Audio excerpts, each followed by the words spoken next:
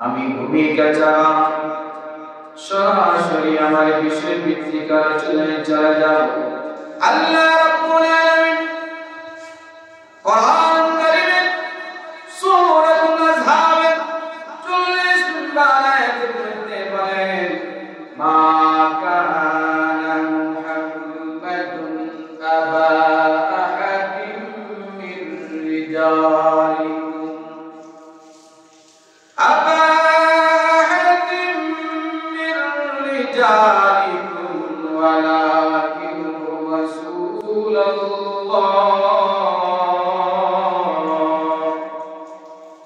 আল্লাহু আকবার বলবেন না? ওয়ালাকিন রাসূলুল্লাহ ওয়া খাতামান নাবিয়্যিন।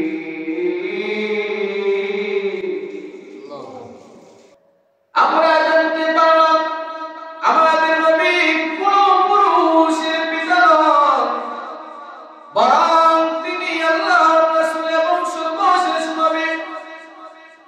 এর নবীর দল। তাহলে মনে রাখবেন আল্লাহর রাসূল সাল্লাল্লাহু আলাইহি সাল্লামের শান ও মান বড় মর্যাদা আমার আল্লাহ নিজে দিয়েছেন, বাড়িয়ে দিয়েছেন। জুড়ে বলি না সুবহানাল্লাহ। যদি আমাদের নবীর ব্যাপারে কোন মানুষ মন্তব্য করে, খারাপ মন্তব্য করে, আল্লাহ রাব্বুল আলামিন ওই বান্দাকে কি করবেন? শাস্তি প্রদান করবেন। এ যুবকের দল, আমার রাসূল সাল্লাল্লাহু আলাইহি ওয়াসাল্লামকে কত মানুষ গালি দেয়, কত মানুষ নবী দাবি করে। যদি বলি না নাউযু বিল্লাহ। এ যুবক, আমার নবী শেষ নবী, খাতামুন নবী, এটার পরে কোন নবী আসবে না? আসবে না, কোন নবী আসবে না। কেন? কারণ ওই নবীর শান মান মর্যাদা সবচেয়ে বেশি। জুড়ে বলি না সুবহানাল্লাহ। আর যদি কেউ দাবি করে নবী, তাহলে কাফির গণ্য হয়ে যাবে, ঈমান অটোমেটিক্যালি চলে যাবে। বুঝতে পেরেছেন? ও দুনিয়ার মানুষ, আমার আল্লাহ রাব্বুল আলামিন সূরাতুল আযহাবের 21 নম্বর আয়াতের মধ্যে বলেন, লাকাদ কানা লাকুম ফি রাসূলিল্লাহি উসওয়াতুন হাসানাহ। আমার আল্লাহ রাব্বুল আলামিন এই আয়াত দ্বারা বোঝাতে চাইলেন আল্লাহর রাসূলের মধ্যে রয়েছে তোমাদের জন্য উত্তম আদর্শ। যদি বলি না সুবহানাল্লাহ। আমরা রাসূলের আদর্শে আদর্শিত হব, আমরা নবীজির আদর্শে আদর্শিত হব। আমরা আমাদের জীবন নবীজির আদর্শে পরিচালনা করব। বান্দা যখন নবীর আদর্শে আদর্শিত হবে আর জীবন পরিচালনা করবে, আমার আল্লাহ রাব্বুল আলামিন ওই বান্দাকে নেককার বানায়া দিবে। পরকালে ওই বান্দাকে শাস্তি দিবে না, জান্নাত দিবে। জুড়ে বলি না সুবহানাল্লাহ। নবীর আদর্শে আদর্শিত হইলে বান্দার জীবনের গুনাহ থাকবে না, থাকবে না। এই জন্য নবীর আদর্শে আদর্শিত হতে হবে। নবী ইসলামের জন্য কত কষ্ট করেছেন। মক্কায় যখন আমার নবী আগমন করেন, মক্কায় কত কাফেররা রাসূলকে কষ্ট দিয়েছে কিনা? দিয়েছে। মক্কা থেকে যখন মদিনায় হিজরত করলেন আবু বকরকে সাথে নিয়ে, মদিনার কাফেররা কত কষ্ট দিয়েছে আমার রাসূলকে। কত পাথর মেরেছে, রক্তাক্ত করেছে। এক বকরি তো তারপর আমার রাসূল ইসলাম প্রচার করা বন্ধ করে নাই। নবীর আদর্শের কথা সব সময় বলে দিয়েছেন। জুড়ে বলি না সুবহানাল্লাহ। নবীর সাহাবীরা নবীর আদর্শে আদর্শিত হয়ে তারা জান্নাতের দিকে ঢুকে গেছে। জুড়ে বলি না সুবহানাল্লাহ। আবু জেহেল, আবু লাহাব, উতবা, সাইবা রাসূলকে কত কষ্ট দিয়েছে, তারপরেও ইসলাম কায়েম করা ছাড়েন নাই। জুড়ে বলি না সুবহানাল্লাহ। ইসলামের দাওয়াত পৌঁছে দিয়েছে, ইসলামের দাওয়াত পুরা পৌঁছে দিয়েছে। আবু জেহেলকে কতবার বলেছেন, চাচা আপনি ঈমান আনয়ন করে ফেলেন, আমি আল্লাহর কাছে ফরিয়াদ করব, আল্লাহ আমার চাচা জান ঈমান আনয়ন করেছে, মাফ করে দাও। হাসরের ময়দানে ফরিয়াদ করবেন বলেছেন, তারপরেও ঈমান আনয়ন করে না। এই জন্য তার শাস্তি। এখন যারা হাজিরা হতে যায়, তার যে জায়গার মধ্যে সমাধিত করা হয়েছে তার পিতা মাটির মধ্যে হাজিরা প্রস্রাব পায়খানা করে চলে বলে ঠিক কিনা। এই জন্য দুনিয়ার মানুষ রাসূলের আদর্শে যদি আদর্শিত হইতো, রাসূলের কথায় যদি ঈমান আনয়ন করত, তাহলে সে সবচেয়ে বীর পুরুষ থাকতো। উতবা, সাইবা, আবু লাহাব, আবু জেহেল তারা লাঞ্ছিত হয়েছে, কারণ তারা নবীর আদর্শে আদর্শিত হয় নাই, নবীর কথা শুনে নাই, নবীকে কষ্ট দিয়েছে। চলে বলে ঠিক কিনা। এই যুবক, এই জন্যে যারা নবীর আদর্শে আদর্শিত হবে না, রাসূলের বিরোধিতা করবে, রাসূলকে মনে প্রাণে বিশ্বাস করবে না, মানবে না, আল্লাহর জাহান্নাম তার জন্য তৈরি আছে। মৃত্যুর পরে যখন কিয়ামত সংঘটিত হবে, আল্লাহ রাব্বুল আলামিন হাসরের ময়দানে আল্লাহ রাব্বুল আলামিন ওই ব্যক্তিদেরকে জাহান্নামের মধ্যে নিক্ষেপ করবেন। এই যুবকের দল, আমরা জাহান্নামে যেতে চাই না, আমরা জান্নাতে যেতে চাই, আমরা নবীর আদর্শে আদর্শিত হতে চাই, আমাদের জীবনকে নবীর আদর্শে আদর্শিত করতে চাই। যুবক, ও যুবক, নবীর আদর্শে আদর্শিত যদি হয়ে যাও, আমার আল্লাহর জান্নাত আপনার জন্য অবধারিত হয়ে যাবে। আল্লাহর জান্নাত আপনাকে ডেকে নেবে। জুড়ে বলি না সুবহানাল্লাহ। জান্নাতকে খোঁজা লাগবে না, জান্নাত আপনাকে খুঁজে দিবে, জান্নাত আপনাকে মারহাবা বলে ডেকে নেবে। জুড়ে বলি না সুবহানাল্লাহ। ও যুবক, এই জন্য নবীর আদর্শে আদর্শিত হতে হবে। আমার আল্লাহ রাব্বুল আলামিন সূরাতুল আম্বিয়া 107 নম্বর আয়াতের মধ্যে বলেন, ওয়া মা আরসালনাকা ইল্লা রাহমাতাল লিল আলামিন।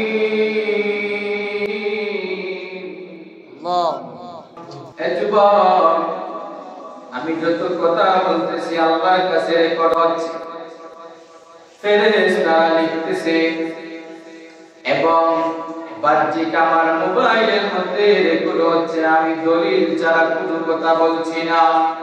আমার আল্লাহ রাব্বুল আলামিন সূরাতুল আম্বিয়া 107 নম্বর আয়াতের মধ্যে বলছেন, ওয়া মা আরসালনাকা ইল্লা রাহমাতাল লিল আলামিন।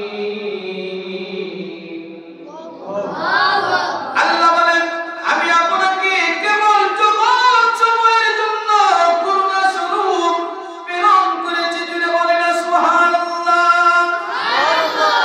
আমার আল্লাহ রাব্বুল আলামিন তার হাবিব সাল্লাল্লাহু আলাইহি ওয়াসাল্লামকে রহমত স্বরূপ হিসেবে এই জগতের মধ্যে, এই জমিনের মধ্যে পাঠিয়েছেন। যদি রহমত স্বরূপ হিসেবে আমার আল্লাহ তার বন্ধুকে পাঠায়, ওই আল্লাহর বন্ধুর উম্মত হচ্ছে আমরা।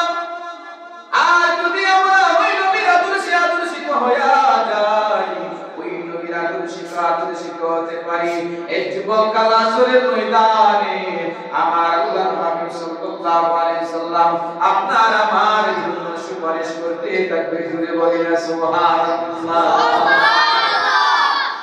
যদি নবীর আদর্শে আদর্শিত না, নবীর কথা অনুযায়ী চলো না, নবী যে পথে চলতে বলেছেন সেই পথে চলো না,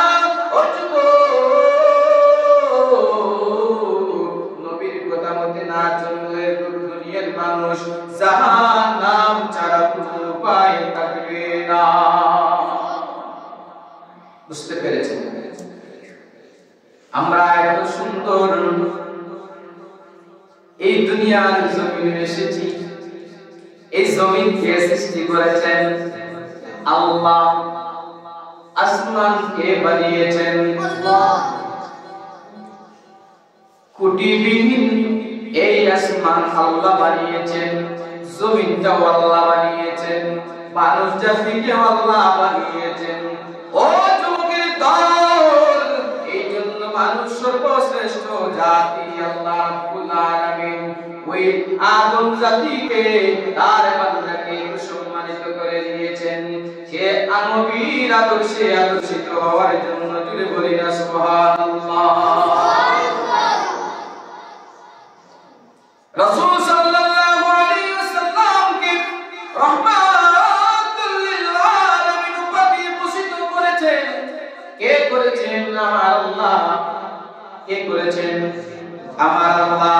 পক্ষান্তরে আল্লাহ তাআলা হলেন রব্বুল আলামিন, বা জগৎ সমূহের প্রতিপালক। জুড়ে বলি না সুবহানাল্লাহ। এই যে রাসূল সাল্লাল্লাহু আলাইহি ওয়াসাল্লামের উসিলায় আল্লাহ তাআলা জগৎ সমূহকে প্রতিপালন করে থাকেন। জুড়ে বলি না সুবহানাল্লাহ।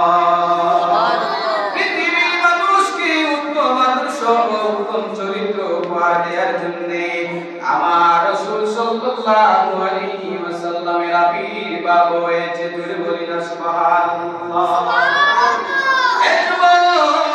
আমার আল্লাহ রাব্বুল আলামিন, আমার আল্লাহ রাব্বুল আলামিন বান্দাকে তো ভালোবাসেন, যার কারণে শেষ নবীর উম্মত হিসেবে আপনাকে আমাকে নবীর উম্মত বানিয়েছেন, পাঠিয়েছেন। জুড়ে বলি না সুবহানাল্লাহ। এই নবীর উম্মত হওয়ার জন্য অন্যান্য নবীরা কাছে আল্লাহর কাছে ফরিয়াদ করছে রে জবাব, আর সেই নবীর উম্মত হলাম আমরা। তাহলে মনে রাখবে, ওই নবীর উম্মত হওয়ার কারণে আমরাও পাওয়ারশীল, আমরাও ভাগ্যবান, আমরাও মর্যাদাবান। এখন ওই নবীর উম্মত যদি তার মর্যাদা ধরে রাখে না, তার সম্মান যদি ধরে রাখে না, তাহলে তো হতে পারে না। তার আত্মসম্মান মর্যাদা বৃদ্ধি করার জন্য নবীর আদর্শে আদর্শিত হবে, নবীর পথে চলবে, নবীর কথা অনুযায়ী তার জীবন পরিচালনা করবে, আল্লাহর দ্বীন কায়েম প্রতিষ্ঠা করবে। এটাই হচ্ছে মুমিনদের আলামত। জুড়ে বলি না সুবহানাল্লাহ। এটা আমার রাসূল বলেন, বুইসতু লিউতিম্মা মাকারিমিল আখলাক, আমি উত্তম চরিত্রের সমাপ্তি করার জন্য প্রেরিত হয়েছে। জুড়ে বলি না সুবহানাল্লাহ। আমার রাসূল সাল্লাল্লাহু আলাইহি ওয়াসাল্লাম যে উত্তম চরিত্রের, তিনি তা প্রমাণ করে গিয়েছেন। আর সেই উত্তম চরিত্র অনুযায়ী তার উম্মত চলার জন্য বলে গিয়েছেন। ও যুবক, রাসূলের যেভাবে আল্লাহ মর্যাদা বাড়িয়েছেন, আর বান্দাদের রাসূলের উম্মতদের মর্যাদাও সেইভাবে বাড়িয়েছেন। জুড়ে বলি না সুবহানাল্লাহ। কিন্তু নবীর আদর্শে আদর্শিত হতে হবে, শয়তানের আদর্শে আদর্শিত হলে হবে না। শয়তানের আদর্শে আদর্শিত হলে হবে না। শয়তান আমাদেরকে ধোঁকা দেয়, ধোঁকা দেয় কিনা? ধোঁকা দেয়। আমাদেরকে বেপথে চলার জন্য, খারাপ পথে চলার জন্য শয়তান ধোঁকা দেয় গেলে না দেয়। এই জন্য শয়তানের সাথে যারা যুদ্ধ করে আল্লাহর রাসূলের আদর্শে আদর্শিত হতে পারবে, তারাই হবে জান্নাতি। জুড়ে বলি না সুবহানাল্লাহ।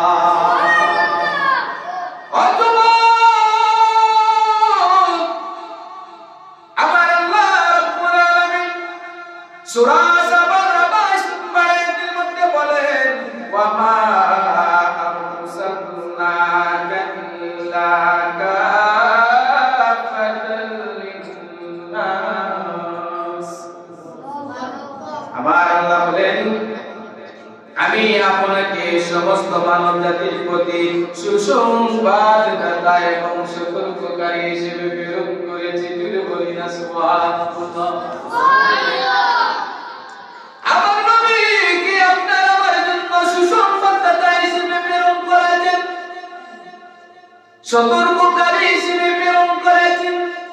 আমরা আল্লাহর ইবাদত কিভাবে করব, কিভাবে সালাত কায়েম করব, কিভাবে হালাল হারাম চিনব, আমার আল্লাহ রাব্বুল আলামিন তার বন্ধুর দ্বারা আমাদেরকে শিখিয়ে গিয়েছেন, জানিয়ে দিয়েছেন। জুড়ে বলি না সুবহানাল্লাহ।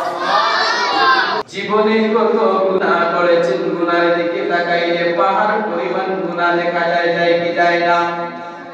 যায়। নবীর আদর্শে আদর্শিত হইয়া রাসূল যেভাবে আল্লাহ রাব্বুল আলামিনকে স্মরণ করার কথা বলেছেন, শিখিয়ে গিয়েছেন, জানিয়ে দিয়েছেন, তার বান্দা যদি রাসূলের আদর্শে সেইভাবে আদর্শিত হয়ে সেই কথা অনুযায়ী যদি চলতে পারে, আমার আল্লাহর জান্নাত তার জন্য অবধারিত। জুড়ে বলি না সুবহানাল্লাহ। বান্দা যখন তাহাজ্জুদের নামাজ পড়ে আল্লাহকে ডাকে, আল্লাহ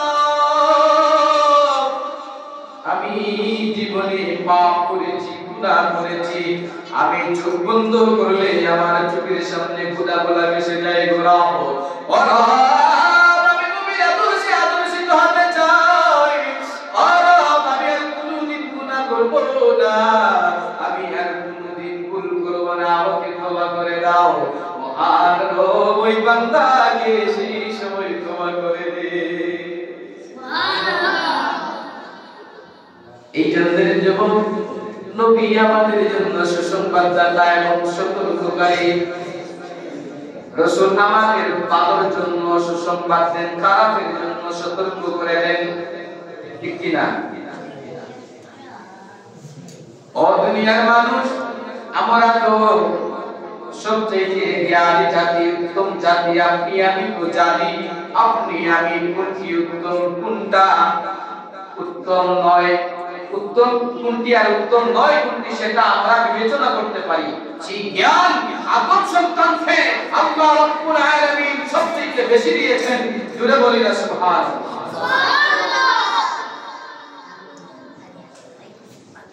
এই দুনিয়ার মানুষেরা রে,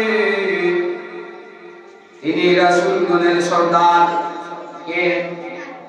আমাদের নবী মুহাম্মদ মুস্তাফা সাল্লাল্লাহু আলাইহি ওয়াসাল্লাম। তিনি নবীদের সর্দার। কাদের সর্দার? নবীদের সর্দার। নবীদের সর্দার আমাদের নবী। তা শুধু কোরআনে বর্ণিত হয়নি, বরং পূর্ব আসমানি কিতাবসমূহে যেমনি তার শ্রেষ্ঠত্ব বর্ণিত হয়েছে, তেমনি পূর্ববর্তী আম্বিয়ায়ে কেরামও তার শ্রেষ্ঠত্ব স্বীকার করেছেন এবং তার প্রতি সম্মান প্রদর্শন করেছেন। জুড়ে বলি না সুবহানাল্লাহ। বুঝতে পেরেছেন কত সম্মানী আমার নবী? আমার নবীর মর্যাদা, আমার নবীর সম্মান কেউ ক্ষুণ্ণ করে কিছুই করতে পারবে না। জুড়ে বলি ঠিক কিনা? আমার নবী সবার ঊর্ধ্বে। আমার নবীকে আমার আল্লাহ মর্যাদা দিয়েছেন, সম্মান দিয়েছেন। আমার নবীর সম্মান কেউ ক্ষুণ্ণ করে চেষ্টা করলেও পারবে না। জুড়ে বলি ঠিক কিনা? এই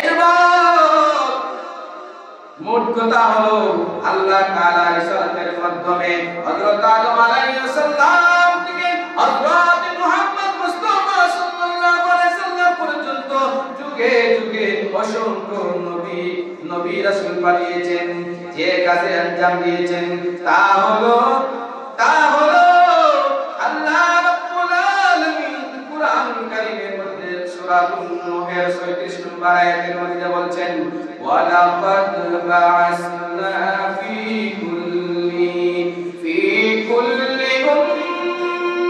উম্মাতির রাসূলান আন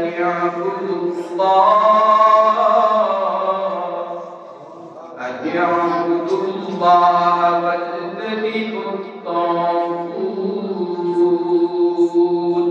এতবড় নবীর দলিল যারা কথা বলছি না, আমার আল্লাহ রাব্বুল আলামিন বলেন আমি তো প্রত্যেক জাতির মধ্যে রাসূল পাঠিয়েছি যাতে তারা মানুষকে নির্দেশ দিতে পারে তোমরা আল্লাহর দাসত্ব করো আর তাগুতকে বর্জন করো।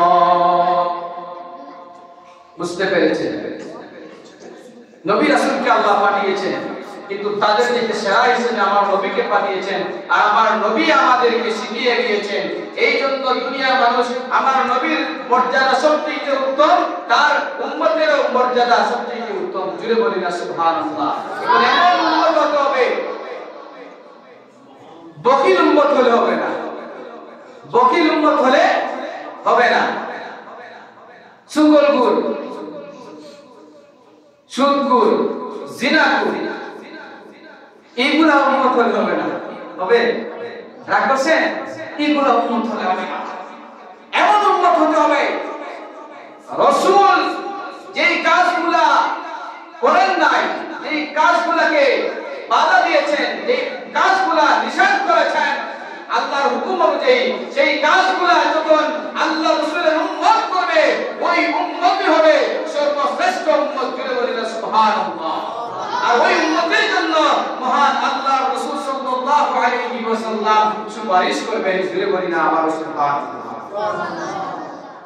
এত কৃতজ্ঞ আমার আল্লাহ রাব্বুল আলামিন সূরাতুল বনী ইসরাঈলের 15 নম্বর আয়াতের মধ্যে বলেন ওয়া মা কুন্না মুআযিবিনা হাত্তা তাবআসা রাসূলা। আমার আল্লাহ রাব্বুল আলামিন বলেন আমি রাসূল প্রেরণ না করে কোন সম্প্রদায়কে শাস্তি দেইনি, কোন সম্প্রদায়কে শাস্তি দেই নাই। আমার রাসূলকে প্রেরণ না করে কোন সম্প্রদায়কে শাস্তি দেই নাই, কারণ আমার রাসূল সুসংবাদদাতা, আমার রাসূল সুসংবাদদাতা এবং সতর্ককারী। এই জন্য এর আগে কাউকে আল্লাহ শাস্তি দেয় নাই, কিন্তু এখন সুসংবাদ দেওয়ার পরে, সতর্ক করার পরেও যদি কোনো উম্মত বা আল্লাহর কোনো বান্দা খারাপ কাজে লিপ্ত হয়, অন্যায় অবিচার কাজে লিপ্ত হয়, তাহলে তাকে শাস্তি দেয়া হয়, তাকে শাস্তি আল্লাহ দিবেন। এই জন্য আমার রব তাদের জন্য দুজক তৈরি করেছেন। জোরে বলে ঠিক না? একবার যদি এলাকার মধ্যে কোনো মানুষ ভুল করে, বেয়াদবি করে, অন্যায় বিচার করে, মেম্বার চেয়ারম্যানেরা কি করে বিচার করে, মসজিদের পঞ্চায়েতের মুরব্বিরা বিচার করে, ঠিক কিনা? কিন্তু সেখানের মধ্যে যদি বিচার করা হয়, বিচার কার্য হয়, সেখানে যদি সমাধান না হয়, আইন আদালতের মধ্যে যাওয়া হয়, সেখানের মধ্যে যদি কি হয় সমাধান না হয়, জজ কোর্টের মধ্যে যাওয়া হয়, সেখানে যদি সমাধান না হয়, আমার আল্লাহর আদালতে সমাধান হবে। জুড়ে বলি না সুবহানাল্লাহ। এতবড়কে অন্যায়কারীকে ন্যায়কারী আমার আল্লাহ রাব্বুল আলামিন তার ফেরেশতার মাধ্যমে নিযুক্ত করে রেখেছেন। কালাসের ময়দানে তার উত্তোলন করবে যখন তখন ন্যায় বিচার, অন্যায় বিচার যারা কে করেছে সবগুলা তুলে ধরা হবে, তখন সবগুলা ক্লাস হয়ে যাবে। এই জন্য দুনিয়ার মানুষ নবীর আদর্শে আদর্শিত হইব, নবীর আদর্শে আদর্শিত হইলে জীবন ধন্য হবে। ও দুনিয়ার মানুষেরা রে, এই জন্য খারাপ কাজে লিপ্ত হবেন না, অন্যায় বিচার করবেন না। দেখবেন নবীর আদর্শে আদর্শিত হওয়ার কারণে আমার আল্লাহ রাসূল সাল্লাল্লাহু আলাইহি সাল্লাম কালাসরের ময়দানে আপনার আমার জন্য সুপারিশ করে জান্নাতে নিবে। জুড়ে বলি না সুবহানাল্লাহ। দরকার আছে নাই? রাসূলের সুপারিশ দরকার আছে নাই? আমার আল্লাহ রাসূলকে এত মর্যাদা দিয়েছেন। আল্লাহ লা ইলাহা ইল্লাল্লাহ যতটা নকতা আছে, যতটা হরকত আছে, যতটা অক্ষর আছে, মুহাম্মাদুর রাসূলুল্লাহ লিখতে ততটা হরকত, ততটা নকতা, ততটা অক্ষর, জুড়ে বলি না সুবহানাল্লাহ। এখন দেখেন তার মর্যাদা কতটুকু, বুঝতে পেরেছেন? এই জন্য তার মর্যাদাকে আমরা পূর্ণ করব না, তিনি যেভাবে আমাদেরকে চলার কথা বলেছেন সেইভাবে চলবো। পারবো তো ইনশাআল্লাহ? রাসূল বলেছেন সালাত কায়েম করার জন্য, নামাজ পড়ার জন্য। রাসূলের আদর্শে এসেছে সালাত মিফতাহুল জান্নাহ, সালাত হচ্ছে নামাজের চাবিকাঠি। এখন যদি সালাত কায়েম না করেন তাহলে এই উম্মতের কোনো দাম নাই, নাম আছে। এখন আপনারা নামাজ পড়বেন না, পড়বেন কি পড়বেন না?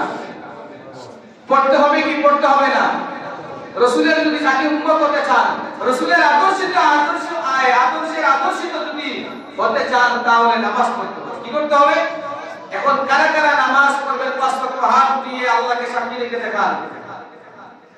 সবাই নারে তাকবীর, নারে তাকবীর, নারে রিসালাত। আল্লাহ তাদেরকে যেন কবুল করে। সবাই বলে আল্লাহুম্মা আমিন।